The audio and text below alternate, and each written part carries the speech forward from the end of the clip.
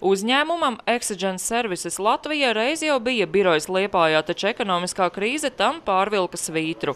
Tagad situācija uzlabojas un uzņēmuma apgrozījums šogad pārsniedz 10 miljonus latu. Mēs vēlamies arī šīs nopelnītās naudas ieguldīt, investēt uzņēmumu tālākajā attīstībā, domājot par jaunām lokācijām, domājot par jauniem produktiem, kurus mēs varam piedāvāt, domājot arī par jauniem tirgiem. Jaunajā Liepājas birojā šobrīd strādā 4 darbinieki, arī praktizēs 2 Liepājas universitātes studenti.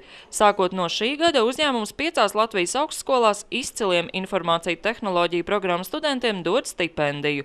Vienu no tām 1000 latus iegūs arī kāds Liepājas universitātes students.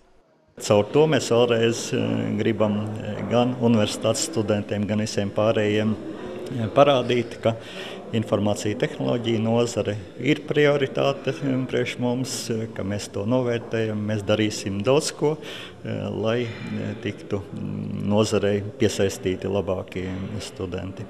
Uzņēmums Exogen Services Latvija nodarbojas ar informācijas sistēmu izstrādi. Runājot jau par paveikto, tiek minēta valsts ieņēmuma dienests nodokļu maksātāja reģistra sistēma, internetbanku sistēma Latvijā, nodokļu nomaksas sistēma Austrālijā un apdrošināšanas sistēma ASV.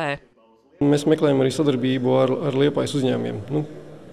Jo jebkurā gadījumā viņiem ir daudz izdevīgāk, kad viņus apkalpo.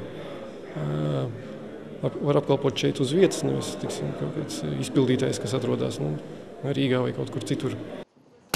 Šobrīd uzņēmums plāno apgūt jaunus tirgus un skatās Grūzijas un Azerbaidžānas virzienā. Ines Ķester, Jānis Šnipka, TV Kurzeme.